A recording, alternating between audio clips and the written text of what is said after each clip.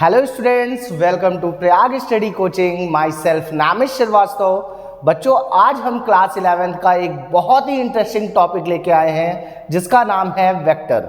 बच्चों, वेक्टर आपके class 11 physics के लिए बहुत ही इंपॉर्टेंट टॉपिक है और इसका यूज़ आपको overall class 11th and 12th पूरा आपको यूज़ होने वाला है। ठीक है, तो चलिए स्टार्ट करते हैं वेक्टर। और इसमें हम लोग पहले समझेंगे कि फिजिकल क्वांटिटीज़ क्या है, उसमें स्केलर क्वांटिटीज़ क्या होती हैं, वेक्टर क्वांटिटीज़ क्या होती हैं और वेक्टर क्वांटिटीज़ की हेल्प से हम कैसे कैलकुलेशन करेंगे, वेक्टर क्वांटिटीज़ में हमें क्या क्या चीज़ें सीखनी है, सारी बातें करेंगे। ओके, तो चलिए स्टार्ट करते हैं बच्चों।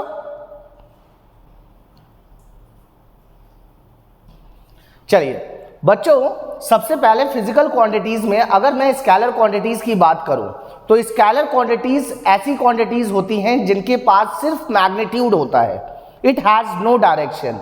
पढ़ लीजिए, physical quantities that have only magnitude and no direction are called scalar quantities. It is simply called scalar.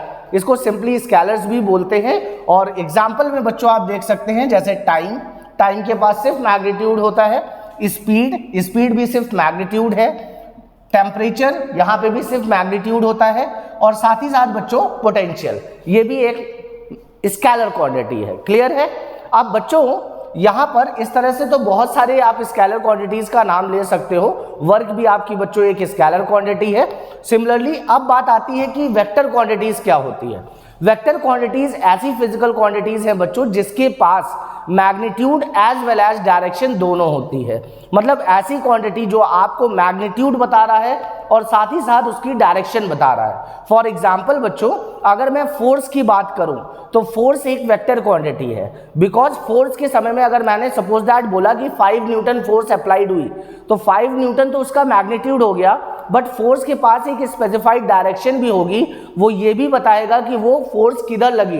अब फोर्स में या तो पुल हो सकता है या तो पुश हो सकता है, तो पुलिंग फोर्स और पुशिंग फोर्स दोनों की एक पर्टिकुलर डायरेक्शन है, इसलिए बच्चों हम फोर्स को एक वेक्टर क्वांटिटी कह सकते हैं। इस तरह बहुत सारे एग्जांपल्स हैं, जैसे डिस्प्लेसमेंट बच्चों हमारा एक वेक्टर क्वांटिटी है, ये डिपेंड करता है initial to final point. Clear है? उसी तरह बेटा वेलोसिटी भी हमारी एक वेक्टर क्वांटिटी होती है। स्पीड एक स्केलर है, बट वेलोसिटी बच्चों हमारी एक वेक्टर क्वांटिटी है, बिकॉज वेलोसिटी के टर्म में आपको मैग्नीट्यूड के साथ साथ डायरेक्शन भी मिलती है। फॉर एग्जाम्पल, अगर मैंने बोला कि एक ट्रेन ट्रेवल कर रही है 30 kilometre per hour in east, it means बच्चों यहाँ पे 30 kilometre per hour, this is the magnitude, but when we tell us the east in east direction, तो ईस्ट इज अ डायरेक्शन। तो ओवरऑल इंफॉर्मेशन हमें velocity के बारे में बता रही है, ना कि स्पीड के बारे में। अगर मैं सिर्फ स्पीड के बारे में बात करूंगा तो मैं सिर्फ बोलूंगा 30 किलोमीटर पर आवर, अब उसमें डायरेक्शन मेंशन नहीं किया है तो फिर वो स्केलर क्वांटिटी होगी। बट अगर मैंने मैग्नीट्यूड के साथ डायरेक्शन को भी मेंशन कर दिया बच्चों, तो वो हमारी एक वेक्टर क्वांटिटी हो जाती है। पढ़ लीजिए, physical quantity that have both magnitude and direction are called vector quantities. It is simply called vectors. ठीक है, इनको हम लोग वेक्टर्स भी बोल सकते हैं। अब बच्चों हमें जो मेन फोकस करना है ना, वो करना है वेक्टर्स पे। तो वेक्टर को सबसे पहले तो हम सीखेंगे कि उसका ज्योमेट्रिकल रिप्रेजेंटेशन कैसे हो सकता है। सबसे पहले वेक्टर को बनाना सीखते हैं और उसको कैसे शो करेंगे या कैसे हम उसको पहचानेंगे कि वेक्टर क्वांटिटीज को कैसे रिप्रेजेंट किया जाए। क्लियर है? तो चलिए अब हम लोग देखते हैं ज्योमेट्रिकल रिप्रेजेंटेशन ऑफ वेक्टर। बच्चों, ज्योमेट्रिकल रिप्रेजेंटेशन ऑफ वेक्टर में सबसे पहले आप ये समझिए कि किसी भी वेक्टर क्वांटिटीज को एरो से रिप्रेजेंट करते हैं। Vector quantities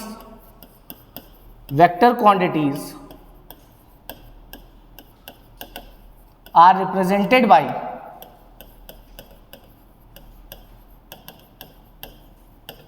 arrow.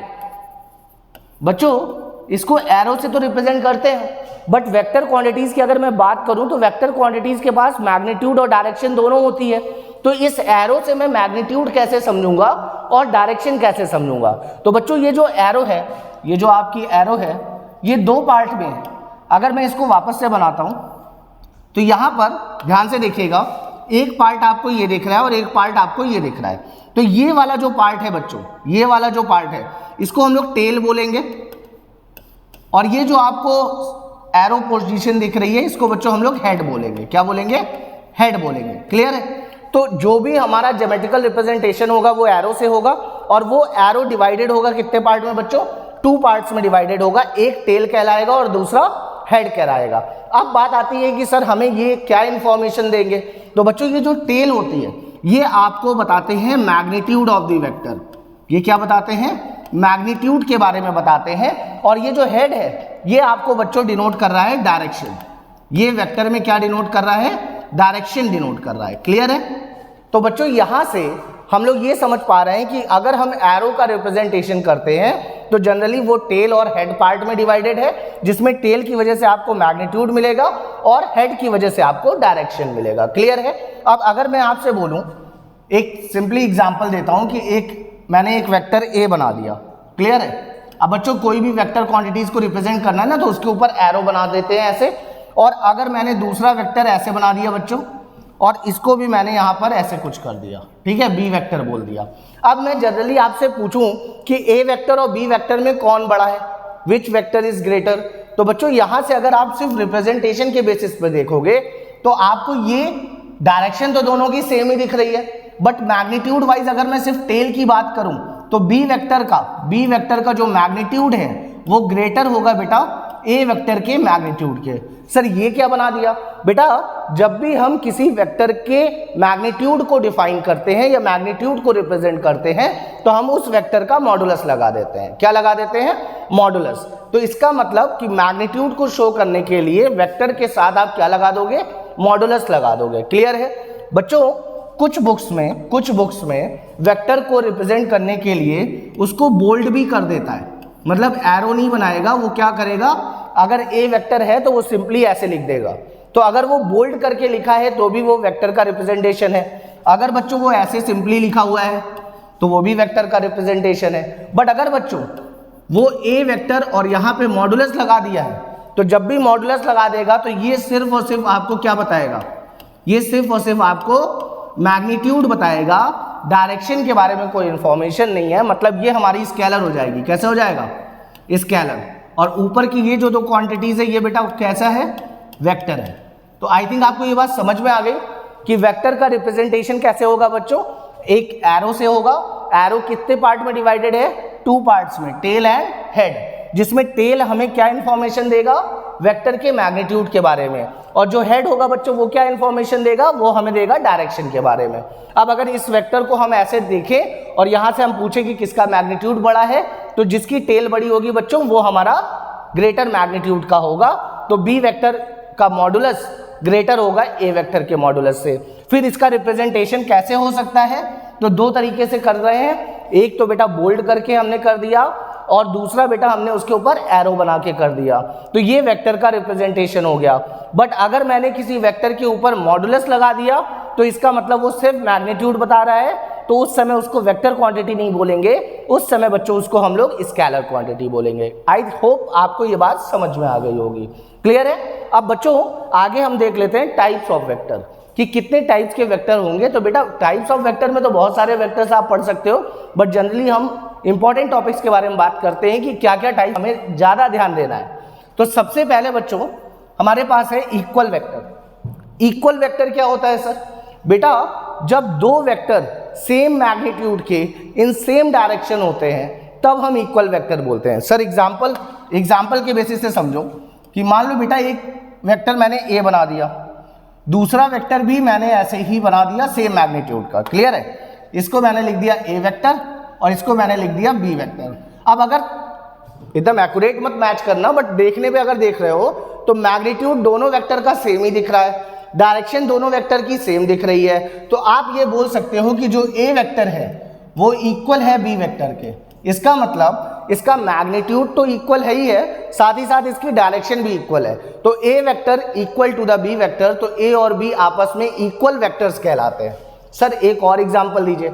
मान लो बच्चों ये मैं वेलोसिटी का वेक्टर बना दे रहा हूँ, एक वेलोसिटी में बना दे रहा हूँ 5 मीटर पर सेकेंड ईस्ट, और दूसरी भी मैं किसी बॉडी की वेलोसिटी बना दे रहा हूँ 5 मीटर पर सेकेंड ईस्ट। अब अगर आप सिर्फ इंफॉर्मेशन से देखो तो इंफॉर्मेशन से मैग्नीट्यूड 5 मीटर पर सेकेंड दोनों के पास सेम है और डायरेक्शन दोनों के पास ईस्ट है। अगर मैग्नीट्यूड और डायरेक्शन दोनों सेम है तो अगर मैं इसको ए वेक्टर बोलता हूँ और इसको मैं बी वेक्टर बोलता हूं, तो कहीं ना कहीं A vector equal to the B vector बोल सकते हैं, because A and B both are equal vectors. Clear है? इक्वल वेक्टर क्या होते हैं? जिनकी डायरेक्शन और मैग्नीट्यूड दोनों सेम हो। रिप्रेजेंटेशन कुछ ऐसा कर देंगे। क्लियर है? फिर आता है बच्चों negative vector, negative of a vector. अब नेगेटिव ऑफ अ वेक्टर में क्या होगा बच्चों कि अगर सेम मैग्नीट्यूड के वेक्टर्स हैं बट उनकी ऑपोजिट डायरेक्शंस है, तो फिर उसमें जो ऑपोजिट डायरेक्शन वाले टर्म हैं उनको हम नेगेटिव कंसीडर करते हैं। फॉर एग्जांपल, अगर मैं इस साइड को पॉजिटिव ले रहा हूं, तो अगर इस डायरेक्शन में कोई वेक्टर होगा तो मैं उसको नेगेटिव कंसीडर कर सकता हूं। अगर इस डायरेक्शन में मैं पॉजिटिव लूंगा तो उस डायरेक्शन में मैं उसके जस्ट ऑपोजिट डायरेक्शन में मैं नेगेटिव कंसीडर कर सकता हूं। कैसे बच्चों? देखिए, अगर मान लीजिए हमारे पास एक वेक्टर ऐसे है जिसकी स्पीड है 5 मीटर पर सेकेंड और डायरेक्शन में दे दे रहा हूं ईस्ट। सिमिलरली बच्चों, हमारे पास एक दूसरा वेक्टर है, इसमें क्या हुआ है, इसमें भी 5 मीटर पर सेकेंड है, बट ये वेस्ट में है। तो बच्चों यहां से अगर इंफॉर्मेशन की बेसिस से देखो तो मैग्नीट्यूड तो दोनों वेक्टर का कैसा है, सेम है, बट एक की डायरेक्शन ईस्ट है, दूसरे की डायरेक्शन वेस्ट है। तो अगर मैं बोलूं कि ये हमारा ए वेक्टर है और ये वाला हमारा बच्चों बी वेक्टर है, तो आप जनरली ये बोल सकते हो कि A vector is equal to negative of the B vector. मतलब कि अगर एक की डायरेक्शन दूसरे के ऑपोजिट है तो और मैग्नीट्यूड में सेम है, तो जनरली आप उन दोनों वेक्टर्स को इक्वल तब कर सकते हो जब दूसरे वेक्टर को उसके नेगेटिव टर्म से रिप्रेजेंट करोगे। क्लियर है? आई होप आपको ये बात समझ में आ गई होगी। क्लियर है? अब बच्चों हम लोग बात करते हैं कोलिनियर वेक्टर्स की। कोलिनियर वेक्टर्स क्या होते हैं बच्चों? ऐसे वेक्टर जो सेम लाइन पे एक्ट कर रहे हो, या एक वेक्टर अगर किसी इस डायरेक्शन में है, किसी लाइन ऑफ एक्सिस में, दूसरा वेक्टर बी भी उसी लाइन ऑफ एक्सिस में सेम डायरेक्शन में है, तो वो हमारे कोलिनियर वेक्टर होते हैं। कैसे सर? बेटा मान लो अगर एक वेक्टर ऐसे है ए वेक्टर और दूसरा वेक्टर भी मैं कुछ ऐसे ही रिप्रेजेंट कर दे रहा हूं, ऐसे, दोनों का सेम लाइन ऑफ एक्शन है, दोनों का सेम लाइन ऑफ एक्शन है, तो बच्चों उस समय ये दोनों वेक्टर्स आपस में कोलिनियर कहलाएंगे। पढ़ लीजिए, collinear vector are vectors acting along the same line, acting along the same line, they act in the same direction और ऑपोजिट डायरेक्शन ऑल्सो। अब ऑपोजिट डायरेक्शन कैसे? मान लो बच्चों मैं यहां पर एक दूसरा वेक्टर सेम लाइन पे इधर दिखा दे रहा हूं, सी वेक्टर, तो ये भी अगर सेम लाइन ऑफ एक्शन पे है तो भी बच्चों ये कोलिनियर वेक्टर होगा। इसका मतलब सिर्फ ये नहीं कि सेम डायरेक्शन में ही हो, बस यहां पर कोलिनियर को समझने के लिए आपको ये समझना है कि सेम लाइन ऑफ एक्शन में जितने भी वेक्टर्स होंगे वो कोलिनियर वेक्टर्स कहला सकते हैं। अब वो अपोजिट डायरेक्शन में हो या सेम डायरेक्शन में हो, दोनों में हम क्या बोलेंगे कि वो वेक्टर्स हमारे कोलिनियर वेक्टर हैं। तो यहाँ पे बच्चों A, B and C all three vectors are collinear vector because all threes are lies on a same line of action. Clear है? उसके बाद बच्चों आता है हमारा पैरेलल वेक्टर। सर ये क्या है? बेटा पैरेलल वेक्टर के केस में दो चीजें हो सकती हैं, एक तो इक्वल पैरेलल वेक्टर हो सकते हैं, एक अनइक्वल पैरेलल वेक्टर हो सकते हैं। बट सिंपली अगर मैं सिर्फ पैरेलल वेक्टर की बात करूं तो पैरेलल वेक्टर को समझने के लिए हमें यह समझना पड़ेगा कि अगर हमारे पास बच्चों मान लीजिए यहां पर कोई एक वेक्टर है ए, क्लियर, इसकी डायरेक्शन ईस्ट है, ठीक है, और दूसरा भी बच्चों हमारे पास कोई वेक्टर है बी, इसकी भी डायरेक्शन ईस्ट ले लेता हूं, क्लियर, इसकी भी डायरेक्शन ईस्ट ले ले रहा हूं। अब अगर दोनों की डायरेक्शन ईस्ट है तो मैं इसको रिप्रेजेंट ये कर सकता हूं कि ए वेक्टर और बी वेक्टर के बीच में जो एंगल है वो 0 डिग्री है। जो एंगल है वो कैसा है बच्चों? 0 डिग्री। अब ये आपको याद रखना है कि अगर दो वेक्टर्स पैरेलल है तो हमेशा उनके बीच का एंगल 0 डिग्री होगा। तो कैसे हम रिप्रेजेंट करेंगे या कैसे डिफाइन करेंगे? when the angle between two vectors are 0 degree, then we simply say that both vectors are parallel vector। Clear है? इसी तरह बच्चों हमारा एंटी पैरेलल भी होता है। एंटी पैरेलल में क्या होता है, मैं लिख दे रहा हूं यहां पे, एंटी पैरेलल बच्चों, एंटी पैरेलल वेक्टर्स वो होते हैं जिनके बीच का थीटा कितना होता है? 180 डिग्री होता है। कितना होता है बच्चों? 180। कैसे समझेंगे सर? मान लीजिए हमारे पास एक वेक्टर की डायरेक्शन ये है और दूसरे वेक्टर की डायरेक्शन ये है। अब यहां पर बच्चों ये ए वेक्टर है, ये हमारा बी वेक्टर है, और मैं बोल दूं कि यहां पे थीटा 180 दिख रहा है, तो इस समय ए और बी ये दोनों हमारे कैसे वेक्टर्स हो सकते हैं? एंटी पैरेलल वेक्टर्स हो सकते हैं। तो सिंपली समझ में आ गया होगा कि अगर हमें पैरेलल वेक्टर्स समझाना है तो पैरेलल वेक्टर के लिए बच्चों क्या बोलेंगे कि जिनके बीच का एंगल हमारा 0 डिग्री होता है वो पैरेलल वेक्टर्स होते हैं, जिनके बीच का एंगल हमारा 180 डिग्री होता है वो हमारा एंटी पैरेलल हो गया। क्लियर है? चलिए और वेक्टर्स देख लेते हैं बच्चों। अब बात करते हैं यूनिट वेक्टर। वेरी इंपॉर्टेंट बच्चों, यूनिट वेक्टर का सिर्फ और सिर्फ एक ही काम है और वो काम ये है कि किसी भी वेक्टर की डायरेक्शन बताना, किसी भी वेक्टर की डायरेक्शन बताना। देखिए यूनिट वेक्टर को जनरली हम एन कैप से डिनोट करते हैं, इसको बेटा कैप बोलते हैं, ठीक है। और ये हमारा डिफाइन कैसे होगा इस बारे में समझते हैं। अगर मैं आपसे सिंपली बोलूं कि किसी वेक्टर को लिखिए, मान लीजिए मैंने बोला कि हमारे पास एक वेक्टर ए है, मैंने बोला इसको आप तोड़ के लिखो, क्योंकि वेक्टर के पास दो चीजें होती हैं, या तो मैग्नीट्यूड होता है और साथ ही साथ डायरेक्शन होता है। तो अगर मैं बोलूं कि ये ए हमारा एक वेक्टर क्वांटिटी है तो इसके पास बच्चों एक तो मैं ये बोल सकता हूं कि इसके पास मैग्नीट्यूड होगा, साथ ही साथ इसके पास एक डायरेक्शन होगी। तो डायरेक्शन के लिए बच्चों मैंने अभी आपको बताया कि आप क्या कर देते हो, उस वेक्टर के ऊपर कैप लगा देते हो। सिंपली अगर मैं बोलूं तो एन कैप बोलते हो, बट यहां से आप ए कैप भी लिख सकते हो, कोई प्रॉब्लम नहीं है, ठीक है। तो यहां से आप इसको थोड़ा सा डिफाइन करो। एक वेक्टर क्वांटिटी है, उस वेक्टर क्वांटिटी के पास दो चीजें होती हैं। क्या होती हैं? एक मैग्नीट्यूड होता है, दूसरा क्या होता है? डायरेक्शन। तो मैग्नीट्यूड को मैं कैसे रिप्रेजेंट कर सकता हूं? किसी भी वेक्टर क्वांटिटी का मॉडुलस लगा दूं तो वो मैग्नीट्यूड को रिप्रेजेंट करता है, और अगर मैं उसी के ऊपर कैप लगा दूं तो वो उसकी डायरेक्शन को रिप्रेजेंट करता है। तो बच्चों यहां से अगर मैं ए कैप को सिंगल करूं तो ये हमारा हो जाता है ए वेक्टर अपॉन में modulus of the A vector. तो ये जो पार्ट हमारा आया ना बच्चों, ये हो गया एक फॉर्मूला जिससे हम यूनिट वेक्टर निकाल सकते हैं। क्लियर है? यूनिट वेक्टर की जनरली जो मैग्नीट्यूड है वो सिंपली 1 है, ठीक है। और सिंपली आप इसको बोल सकते हो कि it is only used for the finding the direction of the particular vector. Clear है? पढ़ लीजिए इसको। A unit vector is a vector of unit magnitude. Unit magnitude मतलब 1। Clear? Drawn in the direction of a given vector. A unit vector in the direction of a given vector is found by dividing the given vector by its modulus. कहने का मतलब ये है कि unit vector को कैसे calculate करेंगे? उस वेक्टर को लिखना है, डिवाइड करना है किससे? उस वेक्टर के मॉडुलस से, उस वेक्टर के मॉडुलस से। आई होप आपको ये बात समझ में आ गई होगी। क्लियर है? चलिए आगे देखते हैं बच्चों कि आगे हमारे पास क्या है। आगे बच्चों हमारा पोजीशन वेक्टर और डिस्प्लेसमेंट वेक्टर है। This is also very important topic, please इसको ध्यान से सुनिएगा, ठीक है। सपोज दैट बच्चों हमारे पास एक वाई एक्सिस है, एक एक्स एक्सिस है। क्लियर? ये हमने एक्स एक्सिस ले रखी है और ये हमारी वाई एक्सिस है। अब मैंने क्या किया, एक पॉइंट कंसिडर किया ए और एक पॉइंट कंसिडर किया बी। क्लियर है?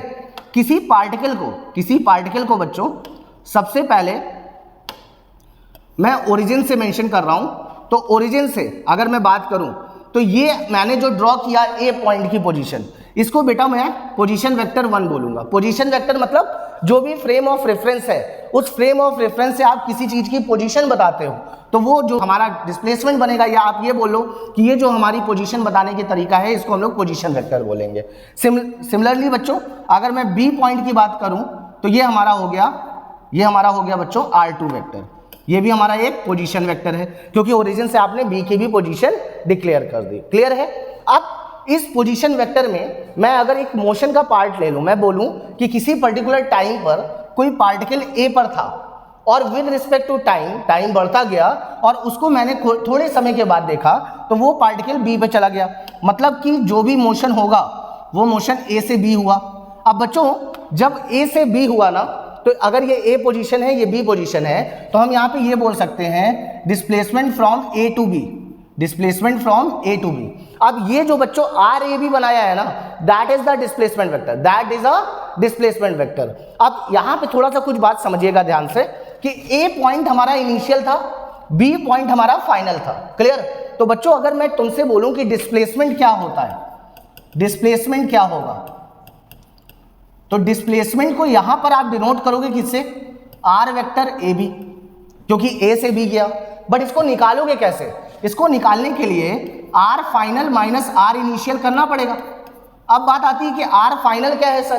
तो फाइनल अगर मैं पोजीशन वेक्टर यहां पे देखूं तो पोजीशन वेक्टर हमारा R2 है और इनिशियल पोजीशन वेक्टर हमारा R1 है। तो बच्चों यहां पर मैं R A B is equal to यहां पर मैं लिख सकता हूं R2 वेक्टर माइनस में R1 वेक्टर। अब ये जो हमारा टर्म बना ना, this is very important and very useful.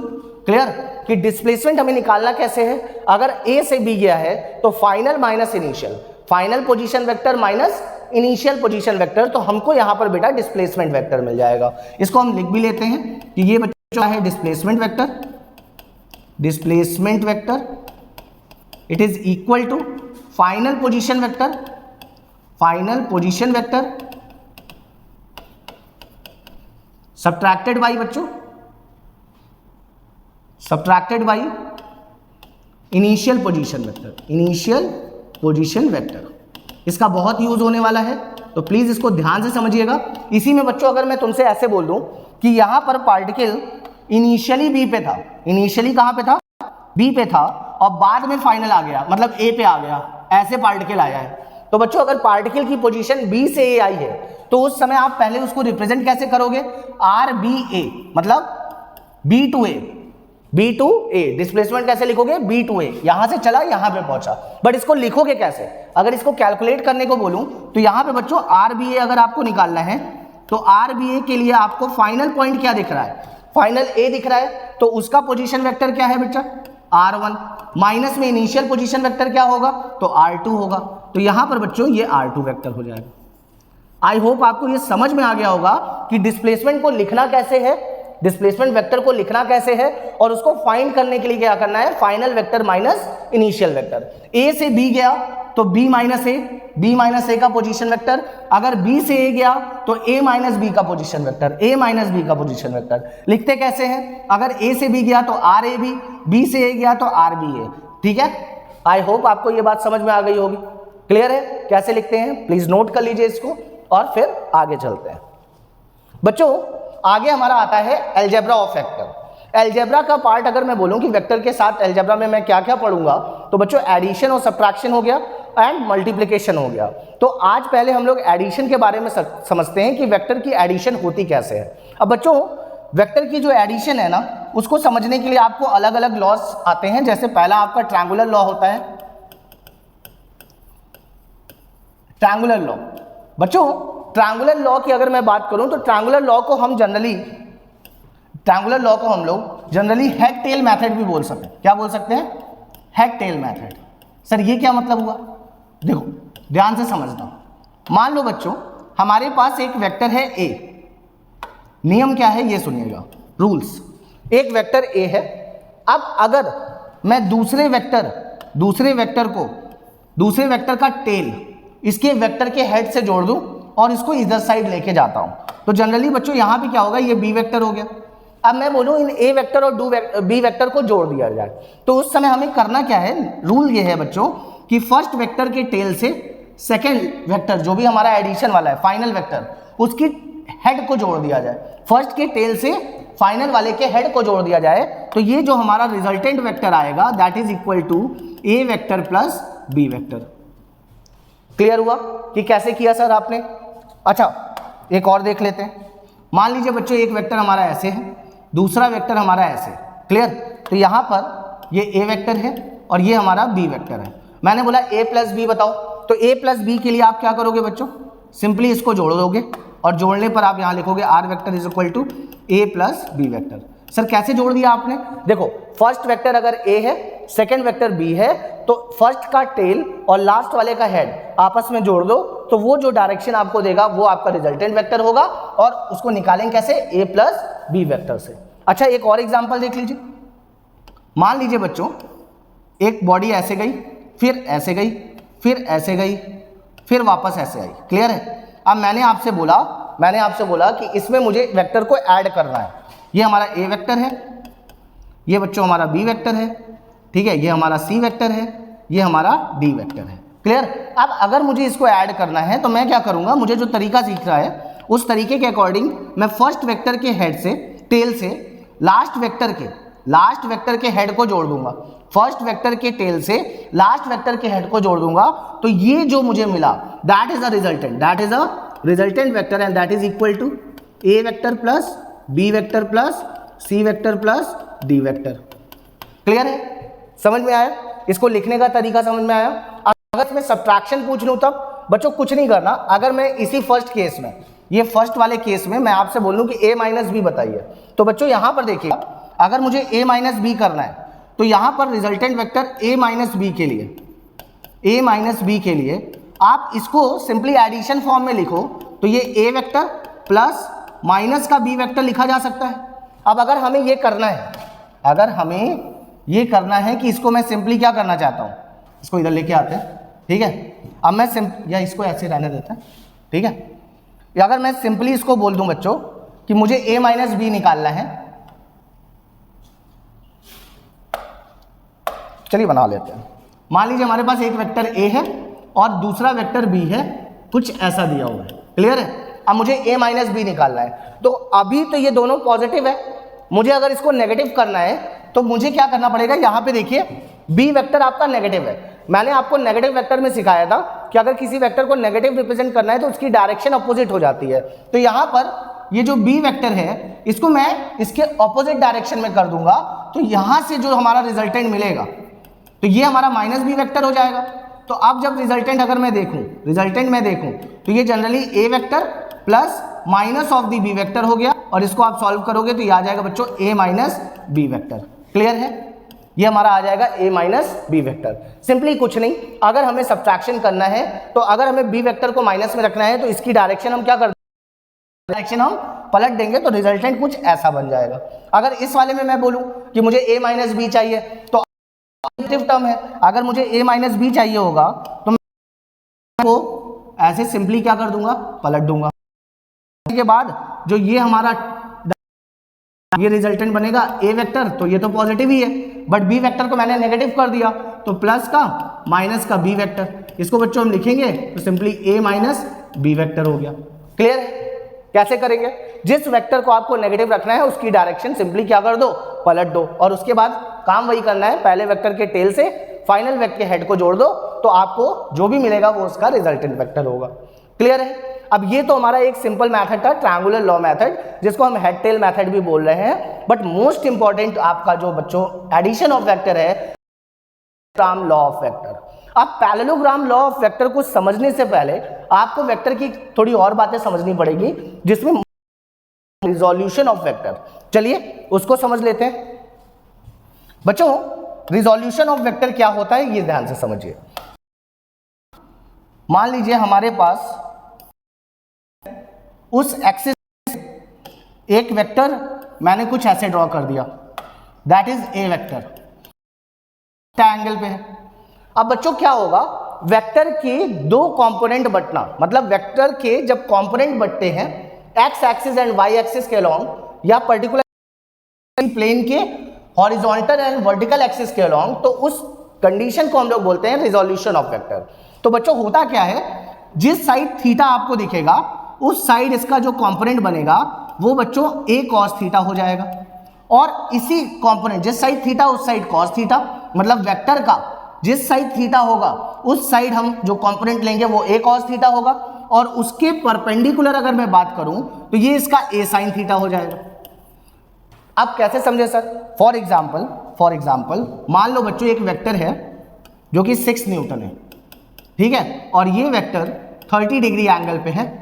तो मैंने बोला इस वेक्टर, पहली फोर्स दिख रही है, फोर्स एक वेक्टर क्वांटिटी है, तो वेक्टर के अगर एंगल में एक्ट कर रहा है तो वो दो कंपोनेंट में डिवाइड होगा, एक हॉरिजॉन्टल और एक वर्टिकल, एक हॉरिजॉन्टल और एक वर्टिकल। अब हॉरिजॉन्टल में कौन सा कंपोनेंट आएगा, इस चीज को समझने के लिए आप सिंपली एंगल देखो किस साइड है, इस साइड एंगल है तो इसका एक एंगल वाला फॉर्मेशन इधर, जिस साइड थीटा उस साइड बच्चों cos थीटा, तो मतलब इधर की ओर जो कंपोनेंट आएगा वो 6 cos 30 डिग्री आएगा, और इसके परपेंडिकुलर एक कंपोनेंट आएगा जो कि बच्चों होगा 6 sin 30 डिग्री। क्लियर है। अब इसको आप सिंपली लिख सकते हो, कैसे लिख सकते हो, 6 cos 30 की वैल्यू √3/2, यहां से इसको कट कर लो, ये आ जाएगा बेटा 3√3 न्यूटन, और इधर की ओर कंपोनेंट चेक करोगे तो ये हो जाएगा 6 × sin 30 की वैल्यू 1/2, कट होगा बच्चों, ये हो जाएगा 3 न्यूटन। तो अगर मैं आपसे बोलूं कि जो 6 न्यूटन 30 डिग्री पे एक्ट कर रहा था उसका वर्टिकल कंपोनेंट कितना है, तो आप इसको कैलकुलेट करके बता दोगे 3 न्यूटन। हॉरिजॉन्टल कंपोनेंट कितना है, 3√3 न्यूटन। क्लियर है। अब ये होता है बच्चों हमारा रिजोल्यूशन ऑफ वेक्टर। सिंपली क्या किया, हॉरिजॉन्टल और वर्टिकल पार्ट में किसी भी वेक्टर क्वांटिटीज के जो कंपोनेंट डिवाइड होते हैं उस फेनोमेना को हम लोग बोलेंगे रिजोल्यूशन ऑफ वेक्टर। कहाँ यूज होगा सर? बहुत जगह यूज होगा बेटा। फॉर एग्जाम्पल अगर मैं आपको, आप आगे चल के वर्क पावर एनर्जी पढ़ोगे तो मान लीजिए आपके पास एक ब्लॉक है ऐसे मास m का, इस पे मैंने 20 न्यूटन फोर्स लगा दिया और ये हॉरिजॉन्टल से 30 डिग्री है और मैं आपसे बोल दूं कि ये यहाँ पे डिस्प्लेसमेंट किया होगा x, क्लियर, x किया होगा डिस्प्लेसमेंट और ये ब्लॉक यहाँ आ गया होगा। तो मैंने बोला आपसे वर्क बताओ, तो जनरली बच्चों वर्क इज इक्वल टू आप बोलोगे F डॉट ds, या फिर अभी ds नहीं पता है आपको तो फोर्स इंटू डिस्प्लेसमेंट और डॉट प्रोडक्ट होता है बच्चों। अब अगर डॉट प्रोडक्ट होता है तो इसमें कंडीशंस क्या आएंगी, ध्यान से सुनिएगा।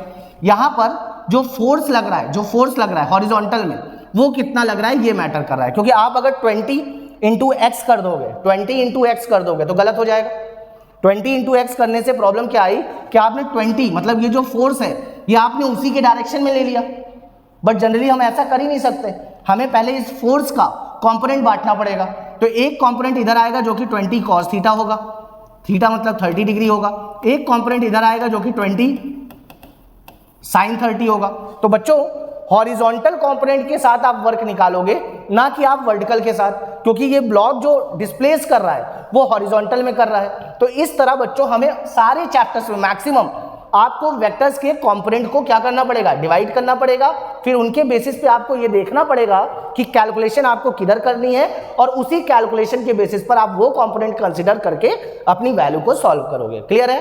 तो रिजोल्यूशन ऑफ वेक्टर तो समझ में आ गया होगा कि अगर कोई भी वेक्टर क्वांटिटी किसी एंगल पे एक्ट कर रही है तो जिस साइड एंगल होगा उस साइड थीटा वाला कंपोनेंट और जिसके उसके परपेंडिकुलर साइन थीटा। अच्छा एक वेक्टर ऐसे देख लो, मान लो बच्चों एक वेक्टर हमारा 30 डिग्री पे 20 न्यूटन कुछ ऐसे फोर्स एक्ट कर रहा है, मैंने बोला इसके कंपोनेंट बांटो। तो अगर आपको थीटा यहां दिख रहा है तो अब इसको दो तरीके से कर सकते हैं। अगर आप हॉरिजॉन्टल के साथ लोगे और ये परपेंडिकुलर है तो फिर तो ये 60 हो जाएगा, तो इसमें इधर 20 cos 60 आ जाएगा, इधर 20 sin 60 आ जाएगा। बट अगर गिवन एंगल के साथ करना है तो मैंने आपसे बोला जिस साइड एंगल दिखे उस साइड cos थीटा, तो इस समय 20 cos थीटा इधर लग जाएगा और वो होगा 20 cos 30 और उसके परपेंडिकुलर बच्चों इधर आ जाएगा, तो ये हो जाएगा 20 sin 30।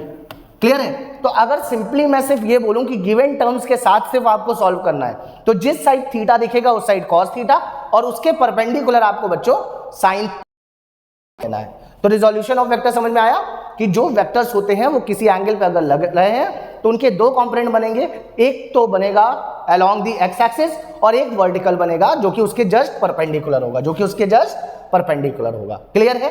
चलिए अब आगे देखते हैं पैरेललोग्राम लॉ ऑफ वेक्टर।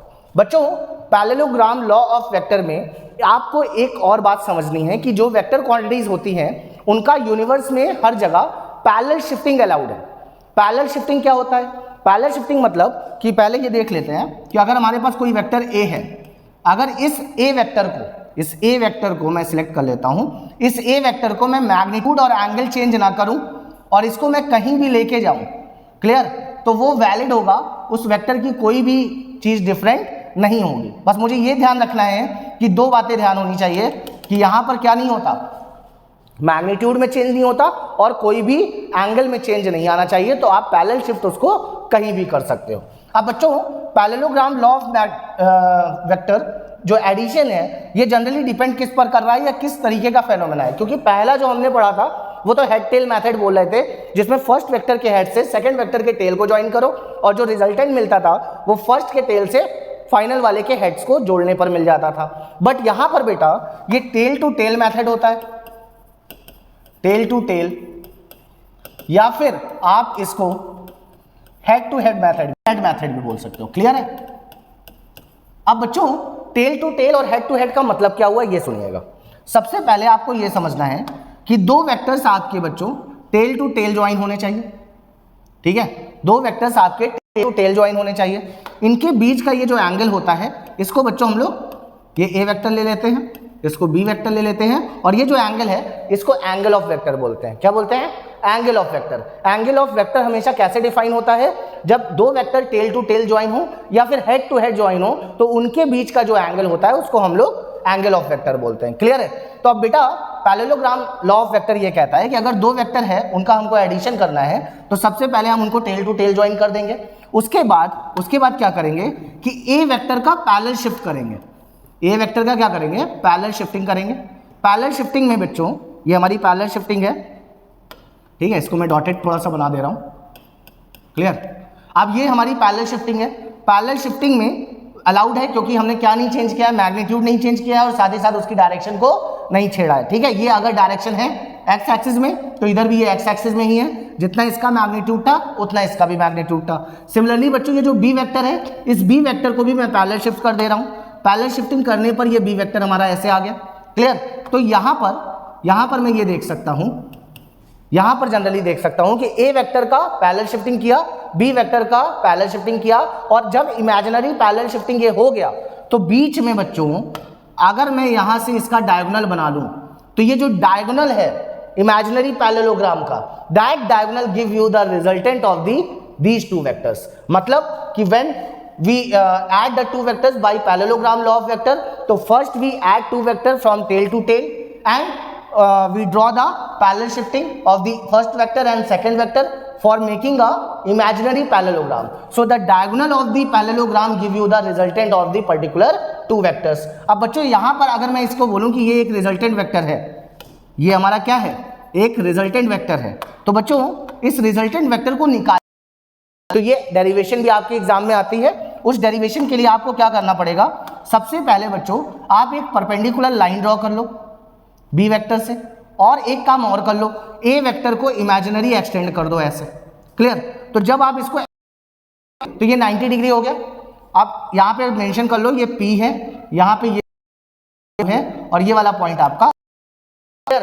अब अगर बच्चों मैं ट्रायंगल PQR कंसीडर करूं, ट्रायंगल PQR, तो ट्रायंगल दिख रहा है क्योंकि ये 90 डिग्री, राइट एंगल ट्रायंगल के बेसिस कर सकता हूं। तो अगर करूंगा तो बाय यूजिंग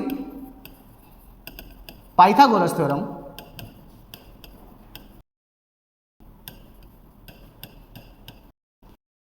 बच्चों की हाइपोटेनस का square is equal to perpendicular square plus base का स्क्वायर। अब थोड़ा बात यहां पे पहले थोड़ी सी समझिए कि यहां पर ये जो वेक्टर था ये बी वेक्टर था। अब बच्चों जितना एंगल ये दो वेक्टर के बीच में होगा उतना ही एंगल ये भी होगा, करस्पॉन्डिंग एंगल। इतनी बात आप समझते हो, क्योंकि ये वेक्टर और ये वेक्टर तो सेम है ना, पैरेलल है ना, पैरेलल शिफ्ट ही तो किया है, तो इनके बीच का ये वाला एंगल और ये वाला एंगल करस्पॉन्डिंग एंगल हो जाएगा। तो बी वेक्टर का एक कंपोनेंट बनेगा इस साइड हॉरिजॉन्टल साइड, और ये जो कंपोनेंट होगा बच्चों, इस कंपोनेंट को आप बी कॉस थीटा बोल सकते हो। इस ए वेक्टर का कंपोनेंट मैं यहां दिखा दे रहा हूं, क्लियर। तो ये बी कॉस थीटा हो गया, इसका मैग्नीट्यूड ए हो गया बच्चों, बी कॉस थीटा हो गया, क्लियर है, ये हो गया। और अगर मैं इसका परपेंडिकुलर वाला कंपोनेंट, वो परपेंडिकुलर आप कंपोनेंट बनाओगे, वो कंपोनेंट कहीं ना कहीं इसी परपेंडिकुलर के बराबर होगा। तो इधर मैं लिख सकता हूं कि इसका परपेंडिकुलर कंपोनेंट होता है बी साइन थीटा। समझिए, ये जो बी वेक्टर था ये सेम एंगल थीटा पे था, इसके मैंने दो कंपोनेंट बनाए क्योंकि मैं रिजोल्यूशन ऑफ वेक्टर अभी सीख चुका हूं। तो अगर एंगल पे वेक्टर है तो इसके हॉरिजॉन्टल बनेगा, हॉरिजॉन्टल कौन सा बनेगा, जिस साइड थीटा उस साइड कॉस थीटा, उसके परपेंडिकुलर बच्चों, उसके परपेंडिकुलर बी साइन थीटा। अब ये बी साइन थीटा है तो ये भी बी साइन थीटा हो सकता है क्योंकि सेम है, दोनों परपेंडिकुलर ही है, क्लियर। तो इसको मैं बी साइन थीटा ले लिया। अब यहां से बच्चों देखो कि एंगल के सामने वाला परपेंडिकुलर होता है, ये बेस होता है, और आर वेक्टर जिसको आपने ले रखा है ये हमारा कैसा है, इसका मैग्नीट्यूड ही अभी बात कर लो, तो ये हमारा रिजल्टेंट वेक्टर है। तो अब ये हाइपोटेनस हो गया। मैं अगर यहाँ पे पुट करता हूं तो मैं बोल सकता हूं, सिर्फ मैं मैग्नीट्यूड की बात कर रहा हूं, तो R square is equal to perpendicular में बच्चों है बी साइन थीटा का होल स्क्वायर प्लस बेस में देखो बच्चों एक तो मैग्नीट्यूड ए है और साथ ही साथ बी का वो कंपोनेंट जो इधर आया है that is B cos theta.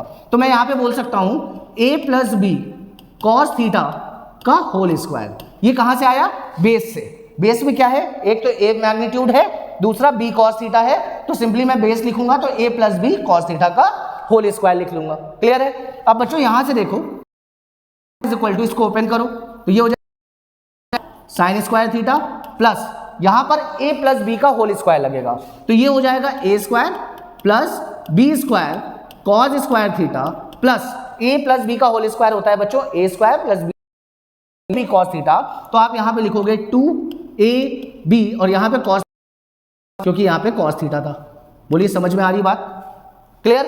अब थोड़ा सा ध्यान से देखिएगा, मैं यहां पर आर स्क्वायर को तो ऐसे ही रहने दे रहा हूं, इस बी को और B square cos square theta को, इन दोनों में से मैं बी स्क्वायर कॉमन ले लूं, तो पहले मैं एक काम करता हूं, ए स्क्वायर को पहले लिख लेता हूं, प्लस इन दोनों में से मैं बी स्क्वायर को कॉमन ले रहा हूं, तो बच्चों आया sign square theta cause square theta, और प्लस बचा हुआ क्या है 2ab कॉस थीटा।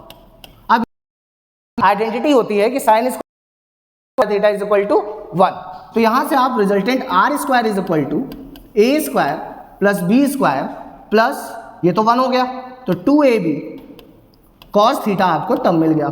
यहां से बच्चों आप रिजल्टेंट सिंपली निकाल सकते हो, root of the A square plus B square plus 2ab cos theta. Clear है? इस तरह बच्चों आप रिजल्टेंट निकाल सकते हो दो वेक्टर का, under root a square plus B square plus 2ab cos theta. Clear है? ये डेरिवेशन आपको करनी पड़ेगी एग्जाम में, साथ ही साथ ये डायग्राम बनाना पड़ेगा, इसके बारे में लिखना भी पड़ेगा। कैसे लिखेंगे? First we join the two vector from tail to tail and parallel shifting of the first vector and second vector, so we draw the imaginary parallelogram of the parallelogram and extend the perpendicular and extend the first vector, so we make a right angle triangle, you mention that here, और फिर उसके बाद आप Pythagoras theorem का use करके आप इसको solve कर सकते हो। बच्चों इसमें एक और चीज फाइंड करते हैं, वो है angle of the resultant vector. Let कर लो रिजल्टेंट वेक्टर हॉरिजॉन्टल से कितने एंगल पे है, एंगल मान लेते हैं। तो बच्चों यहाँ पे हमसे ये भी पूछ सकता है कि भाई इसका, तो क्योंकि दो वेक्टर को ऐड किया तो यहाँ रिजल्टेंट भी हमें वेक्टर मिल रहा है, तो हमको इसकी डायरेक्शन बतानी पड़ेगी। तो उसके लिए बच्चों हम यहाँ पे अल्फा एंगल कंसीडर करने के बाद हम ये बोल सकते हैं कि हम यहाँ से tan अल्फा निकाल लें। तो tan अल्फा, अब होता क्या है tan theta, perpendicular upon base होता है, तो एंगल के सामने वाला परपेंडिकुलर, और वो कितना है बच्चों b sin थीटा, अपॉन में बेस, बेस में बच्चों a plus B cos theta है, कॉस थीटा है। तो इस तरह से बच्चों आप एंगल ऑफ टू वेक्टर या रिजल्टेंट निकाल सकते हो, angle of resultant tan alpha is equal to b sin theta upon a plus b cos theta. फिर से बात कर लेते हैं, रिजल्टेंट ऑफ टू वेक्टर क्या होता है, under root a square plus b square plus 2ab cos theta, where a is the first vector, b is the second vector and theta is the angle between two vector. And what is the angle of the resultant? It is calculated by the tan alpha, that is equal to b sin theta upon में a plus perpendicular component of the second vector, and a plus b cos theta is the addition of the first vector magnitude component of the second vector which are in a horizontal direction. Clear है? tan alpha is equal to b sin theta upon में a plus b cos theta. What is resultant? Under root a square plus b square plus 2ab cos theta. Clear है? चलिए कुछ questions देख लेते हैं कि कैसे सॉल्व करेंगे। बच्चों फर्स्ट क्वेश्चन देखिए, यहां पे दिया है two forces of 3 Newton and 4 Newton are acting at a point such that the angle between them is 60 degree, find the resultant force। तो पहले तो डायग्राम से कॉन्सेप्ट क्लियर होता है। तो एक वेक्टर मान लो हमने ऐसे बना लिया, दूसरा वेक्टर हमने ऐसे बना लिया, और अकॉर्डिंग टू केस आपको ये समझ में आ रहा है कि दोनों वेक्टर एक ही पॉइंट से एक्ट कर रहे हैं, मतलब टेल टू टेल ज्वाइन है, और इनके बीच का एंगल 60 डिग्री है। इसको आप 3 न्यूटन ले लो, इसको आप बच्चों 4 न्यूटन ले लो। क्लियर है? अब आपको ये समझ में आ गया है, बार बार आपको पैरेललोग्राम बनाने की जरूरत नहीं है, आपको ये समझ में आ गया कि रिजल्टेंट वेक्टर कुछ ऐसा होगा। क्लियर? अब आपको रिजल्टेंट निकालने का तरीका आ गया है, तो आप लिखोगे by using parallelogram law of vector addition. तो ये होता क्या है बच्चों, ये होता है R square is equal to A square plus B square plus 2ab cos theta. अब बच्चों R square is equal to A square हमारा पहला वेक्टर दैट इज 3 का square, B square is the second vector 4 का square plus 2 into 3, और cos theta, theta क्या है बच्चों, angle between two vector that is 60 degree. Clear है? यहां से बच्चों R square is equal to 3 का स्क्वायर 9, 4 का स्क्वायर 16 प्लस 2 इंटू 3 4 12, 60 की वैल्यू बच्चों 1/2 होती है, 2 से 2 कैंसिल हो गया, R square is equal to 25 plus 12 कितना हो गया बच्चों 37। तो r is equal to root over 37, r is equal to root over 37। ये बच्चों हमें मिला क्या, ये हमें इसका मैग्नीट्यूड। अच्छा मैं इसमें आपसे ये भी पूछ सकता हूं कि किस एंगल पे है, किस एंगल पे ये है इसका रिजल्टेंट का। इसको निकालने का तरीका क्या था बेटा, tan alpha is equal to b sin theta, पहले तो लिखो b sin थीटा अपॉन में a plus B cos theta. अब इसको निकालो जरा, यहां से b क्या था 4, साइन थीटा मतलब साइन 60 अपॉन में a क्या था बच्चों 3, b साइन थीटा मतलब 4 और ये cos 60। अब यहां से आप वैल्यू पुट कर दो, 4 साइन 60 की वैल्यू बच्चों √3/2 अपॉन में 3 + 4 cos 60 की वैल्यू 1/2। 2 से बच्चों ये 2 कैंसिल हो जाएगा, 2 से इसका 4 कैंसिल हो जाएगा, तो ये हो जाएगा, सॉरी ये 2 आएगा ना, तो 2√3 ये बच्चों आ गया ऊपर 2√3 अपॉन में नीचे क्या बचा 3 + 2 इट मीन्स 5, 3 + 2 5। तो ये बच्चों हमारा आ गया क्या tan अल्फा। यहां से आप alpha is equal to tan inverse 2√3/5, 2√3/5 लिख सकते हैं। क्लियर है, समझ में आ गया कैसे सॉल्व किया। पहले डायग्राम बनाया, डायग्राम से हमें दिख रहा था रिजल्टेंट वेक्टर है, दोनों को ऐड करने के लिए हमने सिंपली पैरेललोग्राम लॉ का यूज करके सॉल्व कर लिया।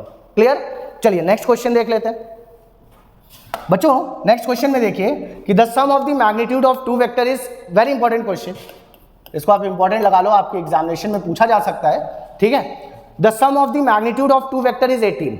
अब बेटा अगर मान लो, बहुत ध्यान से समझिएगा, हमारे पास एक वेक्टर है P, एक वेक्टर हमारे पास बच्चों है Q, ठीक है, Q वेक्टर है। क्लियर, अब आपसे बोला है the sum of the magnitude of two vector, magnitude की बात किया है, तो अगर मैं गिवन टर्म की बात करूं, गिवन टर्म की, तो गिवन में P + Q, अब देखो मैंने वेक्टर नहीं बनाया है, P + Q is equal to 18 given है।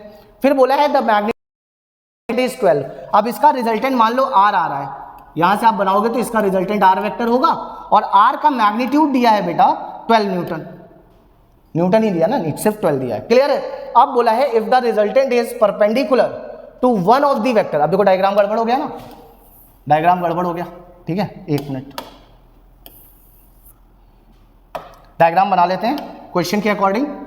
मान लो एक वेक्टर ये है बच्चों, दूसरा वेक्टर हमारा कुछ ऐसा है, और रिजल्टेंट वेक्टर हमारा कुछ ऐसा है। ठीक है, इसको P वेक्टर ले लो, ये Q वेक्टर ले लो, और ये हमारा R वेक्टर है। अब बोला है जो रिजल्टेंट है the resultant is perpendicular to one of the vector, तो एक वेक्टर से वो कैसा है, परपेंडिकुलर है। Then find the magnitude of the two vector. अब बच्चों जरा सोचो, रिजल्टेंट और फर्स्ट वेक्टर के बीच में ये जो एंगल होता है ये अल्फा होता है। अगर ये अल्फा 90 डिग्री दे दिया तो गिवन टर्म में क्या मैं ये बोल सकता हूं कि tan 90 is equal to b sine theta, मतलब यहां पे q साइन थीटा हो जाएगा, अपॉन में p + q cos थीटा हो जाएगा। बोलिए सही है। अब बेटा जो tan 90 होता है वो अनडिफाइंड होता है, तो इसको सिंपली हम 1/0 समझ लो, 1/0 is equal to q upon में p + q cos थीटा हो गया।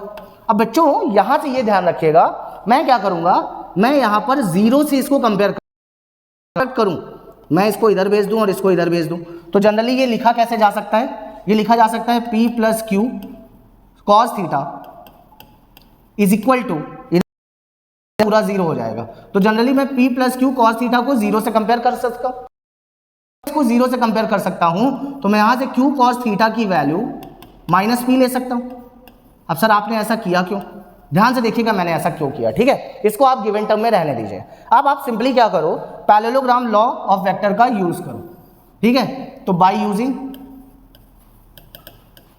पैरेललोग्राम लॉ, बच्चों r का square is equal to a square, यहां पे p और q लिया है, तो p square plus q square plus 2pq cos theta लिख सकते हैं। क्लियर है। अब r की वैल्यू आपको दे रखा है, तो आप बोल सकते हो 12 का square is equal to p square plus q square को आप ऐसे ही रहने दो बच्चों, प्लस 2 और p को ऐसे ही रहने दो। जरा यहां ध्यान से देखो q cos थीटा क्या है, q cos theta is equal to, क्या मैं इसकी जगह पे -p पुट कर सकता हूं, कर सकता हूं।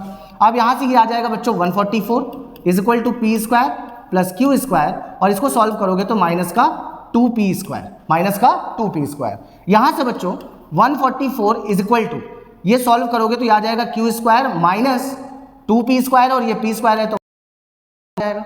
अब बच्चों यहां से एक और चीज देखिए, 144 इज इक्वल टू, इसको आप a square minus b square कर सकते हो, तो ये हो जाएगा q + p and q - p, q + p and q - p। आप थोड़ा गिवन टर्म में आओ तो तुम्हें + q इज इक्वल टू 18 होता है, तो क्या आप यहाँ पे q + p की जगह आप 18 पुट कर सकते हो, ऑफ कोर्स आप यहाँ पे 18 लिखोगे, मल्टीप्लाई q - p की वैल्यू आप देखो तो 144 अपॉन में 18 हो गया। क्लियर है। अब आप इसको कट कर लो, ये जो आपका 8, मतलब Q इज इक्वल टू 8। अब एक इंफॉर्मेशन आपको ये मिल गई, दूसरी इंफॉर्मेशन आपको ये गिवन है। अब हमें करना क्या है बच्चों, हमें फाइंड करना है, then find the magnitude of two vector, मतलब दो वेक्टर का मैग्नीट्यूड, मतलब P अलग बताना है और Q अलग बताना है। तो मैं इन दोनों इक्वेशन का यूज कर लेता हूँ, इसको इक्वेशन 1 मान लेता हूँ और इसको इक्वेशन नंबर 2 मान लेता हूँ। अब मैं क्या कर सकता हूँ, मैं दोनों को ऐड कर देता हूँ। क्लियर है, चलिए यहाँ कर लें क्या, चलिए यहीं कर लेते हैं। ऐड इक्वेशन 1 एंड 2, दोनों को अगर मैं ऐड करूं तो ये हो जाएगा P प्लस Q, और इसका लेफ्ट हैंड साइड का लेफ्ट हैंड साइड से ही करो तो Q minus P is equal to 18 plus 8, 18 plus 8। यहां से बच्चों देखो P से P कैंसिल हो गया तो ये आगे is equal to, so Q is equal to 13, Q is equal to 13। Clear है, अब Q की वैल्यू आ गई, Q की वैल्यू उठा करके आप कहीं भी पुट कर दो, यहीं पुट कर दो, put the value of Q की वैल्यू अगर पुट करोगे तो P is equal to 18 minus, ये Q इधर आएगा माइनस में हो जाएगा, और Q की वैल्यू कितनी है 13, दैट इज इक्वल टू 5। तो यहां से बच्चों आपको दोनों का मैग्नीट्यूड मिल गया। P वेक्टर का मैग्नीट्यूड कितना मिला बच्चों, 5 न्यूटन, या न्यूटन नहीं है 5 है, और Q वेक्टर का मैग्नीट्यूड कितना मिल गया बच्चों, Q का आपको मिल गया 13। इस तरह से आप इस क्वेश्चन को सॉल्व कर सकते हो सकता है आपको कॉम्प्लिकेटेड लग रहा हो, बट ये तरीका है, इसको आप प्लीज इंपॉर्टेंट मान करके अच्छे से सीखो। यहाँ पे सबसे पहले हमने क्या किया, गिवन टर्म लिखा, गिवन टर्म से हमें ये वाला टर्म मिला, इससे मैंने नीचे वाले टर्म को P प्लस Q, ये कॉस थीटा था, नीचे वाले टर्म को मैंने कंपेयर किया, यहां से Q cos थीटा को सिंपल किया, क्योंकि एंगल मुझे गिवन नहीं था, एंगल बिटवीन टू वेक्टर मुझे गिवन नहीं था, इसलिए मुझे cos थीटा को किसी तरीके से रिप्लेस करना था। तो मैंने इस फॉर्मूले में लेके आया और Q cos थीटा की जगह पे मैंने उसकी जनरली वैल्यू पुट करी। वैल्यू पुट करने के बाद मुझे यहाँ पर एक टर्म मिला जिससे मुझे Q माइनस P मिल गया। अब Q माइनस P मिल गया और गिवन में Q प्लस P था, दोनों को मैंने सिंपली लीनियर इक्वेशन इनटू आया, दोनों को ऐड किया, ऐड करने पर Q की वैल्यू 13 मिली, एक का मैग्नीट्यूड मिलने पर पुट किया तो दूसरे का भी मैग्नीट्यूड मिल गया, और इस तरह से हमने अपने क्वेश्चन को सॉल्व कर लिया। क्लियर है, अच्छा लगा, समझ में आया, आई होप आपको क्लियर होगा। चलिए मिलते हैं नेक्स्ट वीडियो में।